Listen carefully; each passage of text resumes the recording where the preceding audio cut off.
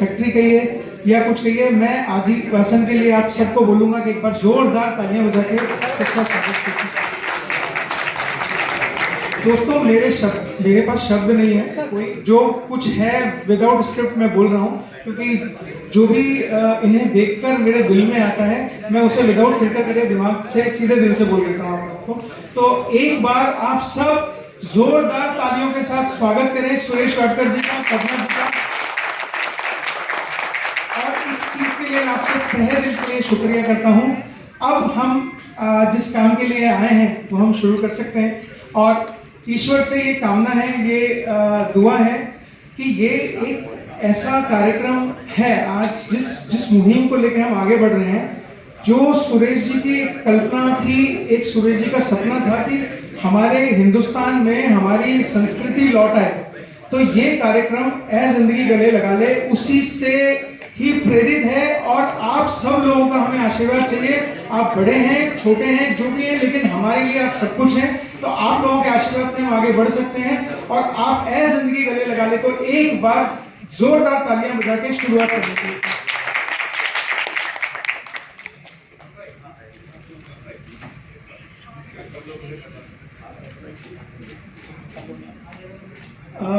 माफी चाहूंगा अगर कुछ चीज रह गई हो तो मुझे क्षमा कीजिएगा। हम वो शुरू करते हैं जिस चीज के लिए हम हैं। तो आप लोगों के जो भी क्वेश्चंस हैं, जिस भी तरीके के हैं, हम उसके बारे में आपसे पूरी आपको जानकारी देंगे। जब आपने फिल्म सदमा का गीत ऐ जिंदगी गले लगा ले गाया था, उस वक्त का अनुभव बताएं। अरे क्या एक्सपीरियंस आज भी ताज़ा है। मेरे ख्याल से तकरीबन 37-38 साल हो रहे इस गाने को,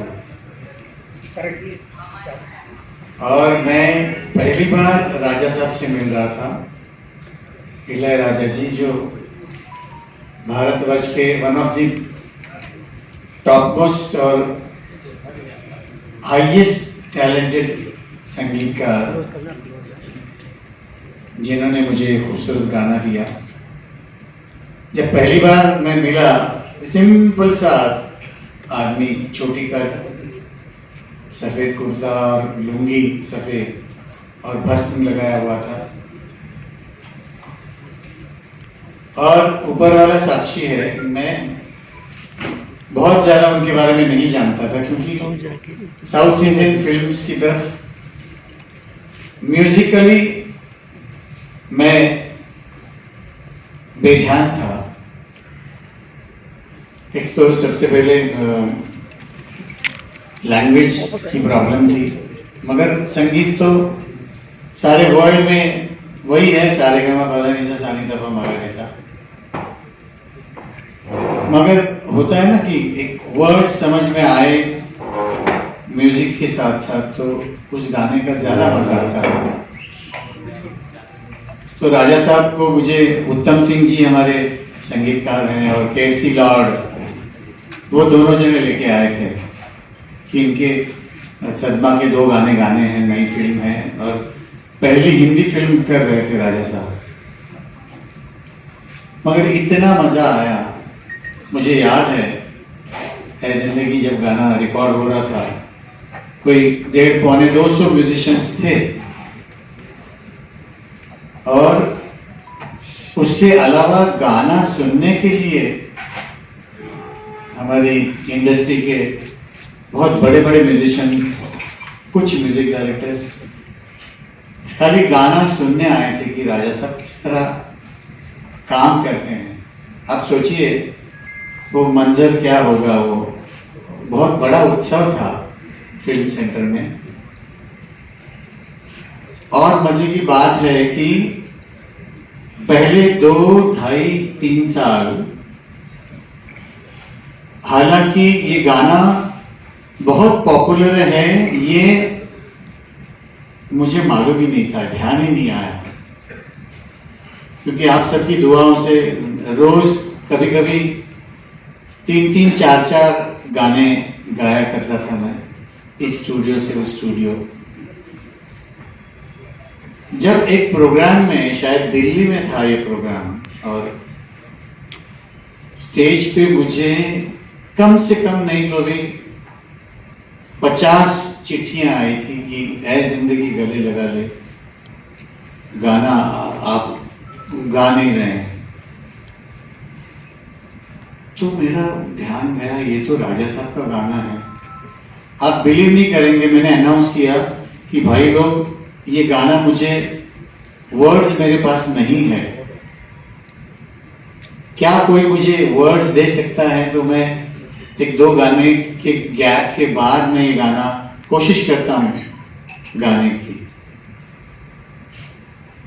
आप सोच नहीं सकते 7वें या 8वें मिनट में एक खूबसूरत सी लड़की गाना लिख के लेके आई, तो और ज्यादा अच्छा लगा। और फिर मैं अंदर गया, गाना 2-3 बार सुना मैंने, और फिर मैंने आके वो गाना गाया, और मुझे 3 बार गाना गाना पड़ा वो। तो आप सोचिए उस गाने की क्या पॉपुलैरिटी हो सकती है। और उस गाने को अभी लेटेस्ट भी गाया गया है, तो और भी ज्यादा अच्छा लगता है। हमारे बच्चे ने ही गाया है, मेरे बेटे जैसा है अरिजीत सिंह। और जब श्रीदेवी जी इस दुनिया में नहीं रही, तो कम से कम जब भी उनका YouTube पे या कोई खबरों में आता था तो पीछे ये गाना बजता था। तो ये गाने की, ये किस्सा है इस गाने का। एक किस्सा सुरेश जी ने ही मुझे बताया, आपको बड़ा मजा आएगा उसको सुन के, बातचीत निकली है। तो जब इलियाराजा साहब आए और साहब ने देखा तो एक ईश्वर स्वरूप एक वो व्यक्तित्व हैं, और एक ईश्वर जब दूसरे ईश्वर से मिलते हैं तो आपस में एक दूसरे की चीजें से वो होती हैं। उस टीम में एक 14 या 15 साल का बच्चा था, वो कीबोर्ड बजाता था, बहुत बढ़िया कीबोर्ड बजाता था, इतना बढ़िया कीबोर्ड बजाता था। उसका नाम था दिलीप, 12 साल का, 12 या 13 साल का। आप सोचिए, दिलीप नाम था उसका, जो बाद में पता चला। आप सोचिए उसका क्या नाम था, वो ए आर रहमान साहब। तो आप सोचिए कि मतलब ये ऐसे कुछ, बस इसी तरह के कुछ किस्से, कहानियां, अनकही कहानियां हमारे इस प्रोग्राम में आएंगी। यही इसका थीम है, यही है कि आप लोग सब एंजॉय करेंगे अपनी लाइफ को। जिस प्रकार आप भी समझते हैं कि हमारी लाइफ में कितनी परेशानियां हैं, लेकिन कुछ छोटी सी खुशियां हमारी उन सब परेशानियों को दूर कर देती है। वही है ये जिंदगी गले लगा ले विद सुरेश वाडकर साहब। और ये मेरा वादा है दोस्तों आपसे कि इस प्रोग्राम में जितना सुरेश वाडकर साहब ने जान डाली है, मैं इतना बता सकता हूं कि आप सबकी जिंदगी, आपकी जिंदगी आपको गले जरूर लगाएगी। और बहुत खट्टे मीठे हमारे जो अनुभव है, किस्से हैं, वो इस प्रोग्राम में आने वाले हैं, जो हो सकता है आप लोगों ने नहीं सुने हो। तो खट्टे और मीठे, तो आप जान सकते हैं खट्टे में कितनी खटास होगी और मीठे में कितनी मिठास होगी। 2 से 3 पेज लिखे जा सकेंगे आराम से खट्टे में आप लोगों के लिए। तो मैं बहुत आभारी हूँ कुमार भाई का, और नाम भी इनके प्रोडक्शन का स्टूडियो रिफ्यूल। तो रिफ्यूल तो रोज ही करना पड़ता है, तो फिर स्कूटर हो या आपकी रोल्स रॉयस हो, पेट्रोल तो वही पड़ता है। तो मजा तो पेट्रोल का ही आने वाला है। और मैं चाहता हूँ, ये मैं पहली बार जिंदगी में इस तरह का कोई शो प्रोग्राम रेडियो के लिए कर रहा हूँ सबसे पहले। फिर साइमल्टेनियसली हम लोग इसे शोज भी प्लान कर रहे हैं। ये कारवां बनता रहेगा दोस्तों। ये एक फूल है, एक प्यारा सा फूल है, ऐ जिंदगी गले लगा ले, जिसकी खुशबू महकना बहुत जल्दी शुरू कर देगी, और आप उसकी खुशबू सुन के इतना आपको फ्रेशनेस मिलेगी, और ये कारवां आगे बढ़ता चला जाएगा, चाहे वो शोज के माध्यम से हो, चाहे पॉडकास्ट के माध्यम से हो, लेकिन मजा आप सबको जरूर आएगा।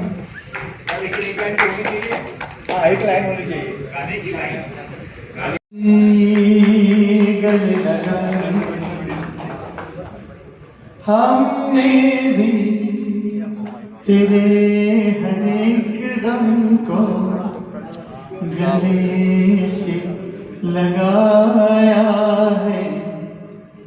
है ना। दोस्तों कि सुरेश जी हमारे बीच में लाइव आपको ये गाना देंगे, ये एक बहुत बड़ा आशीर्वाद है। आप उम्र में छोटे भी होंगे और बड़े भी हैं, लेकिन ये आशीर्वाद स्वरूप आप इसे प्लीज लीजिए और एक जोरदार ताली बजा दीजिए। कुमार जी, इसमें बहुत सारे ऐसे मेरे दोस्त हैं जो सामने बैठे हुए हैं, जिन्होंने मुझे भरपूर बालों में देखा हुआ है। आज भी मेरे सिर पे भरपूर बाल है, मगर वो बाल ही है। तो बहुत सारे लोग हैं, ये इनके पापा औरंगाबाद का जी है, हमारे मुंडे साहब हैं, बहुत सारे लोग हैं। हमारा कहाँ गया वन जीवांशु उधर बाल गोपाल सारे हैं, सब बाल गोपाल हैं। और मैं जब बहुत अच्छे दोस्त मिलते हैं तो मैं बहुत अच्छा जुमला यूज करता हूँ कि आज हम सब पुराने पापी इकट्ठे हो गए। अरे पाप के लिए जोरदार तालियां बजा दीजिए। कितना पुण्य है इस पाप में, कोई सोच नहीं सकता। पुराने पापी नहीं सर, पुराने चावल है। यस, ऐसे भी बोल सकते हैं। ये डैडी का वर्ड है, पुराने चावल, खुशबूदार चावल। कंपनी का काम क्या होने वाला है उसके बारे में दोस्तों, ये कंपनी है स्टूडियो रिफ्यूल। मेरा ऐसा मानना है, देखिए मेरी व्यक्तिगत सोच है, लेकिन मैं आपके साथ शेयर कर रहा हूँ। और इतने बड़े इतने मंझे हुए और इतने लेजेंडरी कलाकार हैं, मैंने ये इनके साथ शेयर किया तो मुझे इन्होंने आशीर्वाद स्वरूप ये कहा। हाँ, तो आप समझ लीजिए कि ये स्टूडियो रिफ्यूल क्या है सर, कि मेरा ये मानना है कि ऊपर ईश्वर जब हमें नीचे धरती पर भेजता है तो एक फ्यूल डाल के भेजता है कि इतना चलेगा। तो चाबी भर के आप सोचते हैं कि ये चाबी भर के, एक गाना भी था, जितनी चाबी भरी राम ने उतना चला खिलौना। तो वो एक रिफ्यूल भेजते हैं, लेकिन हमारे कुछ परिस्थितियां ऐसी हो जाती हैं कि या तो फ्यूल जल्दी खत्म हो जाता है हमारी लाइफ से, या वो हम इधर उधर कहीं लगा देते हैं। तो सेकंड रिफ्यूल हमारे पास कहाँ से आएगा? धरती पर हमें ऊपर दोबारा जा नहीं सकते और ऊपर जाएंगे तो दोबारा नीचे आ नहीं सकते। तो सेकंड रिफ्यूल जो है वो है संगीत।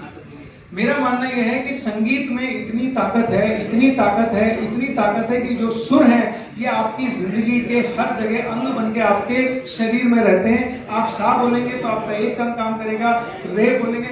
मेरा मानना है, और इस संगीत के इतने बड़े महान गुरु जिनको बोल सकते हैं, जो इस संस्कृति को आगे बढ़ाने जा रहे हैं और इस संस्कृति को पूरे जोर शोर से आगे बढ़ा रहे हैं। तो मेरा ये मानना है कि स्टूडियो रिफ्यूल का मतलब सिर्फ ये था कि आप सब लोगों को जो आप डिजर्व करते हैं ऐसा संगीत दोबारा से दिया जाए, और इसी मुहिम को लेके हम लोगों ने ये शुरू किया दोस्तों।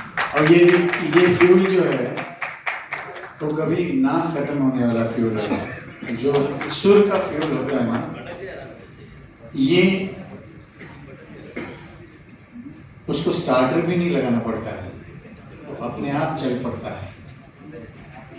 तो ये क्योंकि अध्यात्म के साथ गाना बजाना जुड़ा हुआ है, तो वो तो आपको ऊपर वाले के साथ जोड़ ही देता है। सुरेश जी, नमस्कार, चैतन्य बोलता हूं। अच्छा, कल आपका जन्मदिन है, तो क्या बहुत ही शुभ ये इत्तेफाक है कि आप जिंदगी को दोबारा गले लगा रहे हैं, क्योंकि जन्मदिन के अवसर पर वी सेलिब्रेट आवर बर्थडे। तो इसके और तो ये कोइंसिडेंस के बारे में कुछ बताइए कि ये बर्थडे का। ये बहुत अच्छा और बहुत खूबसूरत कोइंसिडेंस हुआ है। सडनली कुमार जी और रमन भाई आए मेरे पास, सुरेश जी हम लोग ऐसा, तो 2 सेकंड के लिए मुझे लगा कि अरे वाह, ये तो बहुत ही अच्छी बात है। और रेडियो के लिए मैंने कभी फौजी भाइयों के लिए गया था, या कोई इंटरव्यू हो उसके लिए गया था, मगर ये प्रोग्राम जो होगा कि मैं अपने खट्टे मीठे किस्से गानों के साथ मैं लोगों को सुनाऊंगा। और ऐसे गाने हैं जो लोगों ने सुने होते हैं। बहुत बाज़ वक्त ऐसी चीजें होती है कि मैं कहीं जाता हूं और समझ लीजिए इंडिया में भी या इंडिया के बाहर कोई गाना गाता हूँ तो सडनली लोग एक दूसरे को देखते हैं, अच्छा ये इन्होंने गाया हुआ है। तो ये कब पॉसिबल होता है? जब आपके गाने रेडियो पे बहुत ज्यादा बजे जाते हैं। दोस्तों ये बहुत बड़ा सच है, रेडियो हमारी जिंदगी का एक इतना बड़ा आयाम है। मेरा ये मानना है कि कोई भी किसी भी तरह के क्वालिटी का चीज आप रिपीटेटिव बजाएं तो एक पल को ये लगने लगता है कि हाँ ये अच्छा है, लेकिन आप अच्छी चीज को, बेहतरीन चीज को और इतनी सुरीली चीज को आप बार बार बजाएं तो यही इसकी मर्म है, यही इस प्रोग्राम की आत्मा है कि किसी भी प्रकार से ये प्रोग्राम रेडियो पर आए, आप वो सुरीले गाने, वो सुरीला संगीत दोबारा से सुनना शुरू करें। ये मुहिम में आप सब लोगों का साथ 95% है जो दूसरा कंटेंट देते हैं, मैं उसके बारे में कुछ ज्यादा नहीं बोलूंगा, लेकिन हम 5% में से अभी 5% कैसे उन 95% को जीत पाए, उसमें सिर्फ और एक ही साथ दे सकते हैं, वो सब आप लोग हैं। मैं आप लोगों से ये गुजारिश करूंगा दोस्तों कि इस पूरे प्रोग्राम का मर्म समझें, सुरेश जी की एक साधना समझें इसको, कि वो इस अपने हर एक क्षण को वो संगीत के साथ जीना चाहते हैं। मैं ये चाहता हूं कि सुरेश जी का कल बर्थडे, हम सुरेश जी के साथ जीवन भर रहें, वो उनकी उम्र, हमारी सबकी उम्र भी लग जाए, वो इतना आगे व्यक्तित्व को बढ़ाएं और इस मुहिम को इतना आगे चलाएं। बस ये सब आप लोगों का आशीर्वाद, आप सबों की दुआ से है।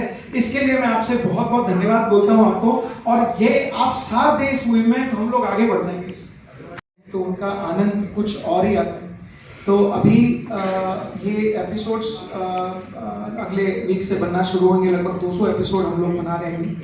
ये प्रोग्राम दर्शकों के सामने या रेडियो पे जब भी है, ये मेरे ख्याल से आप ये मान के चलिए कि दिवाली का हम आप सबके लिए गिफ्ट होगा। बट किस चैनल पे आएगा ये शायद ऐसी एक प्रेस कॉन्फ्रेंस हम करेंगे, उस टाइम पे हम लोग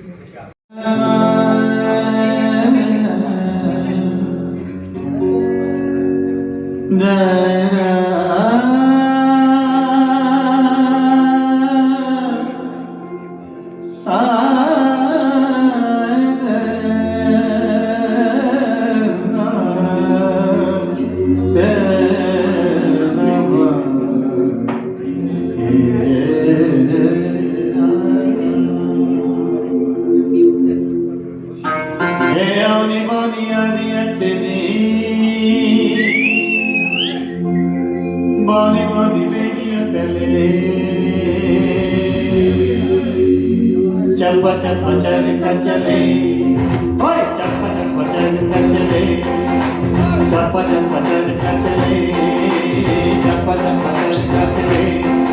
बे आनी बागी आनी अतनी, बागी बागी बेरी अतले, चप्पा चप्पा चलता चले, चप्पा चप्पा चलता चले। यारा वे यारा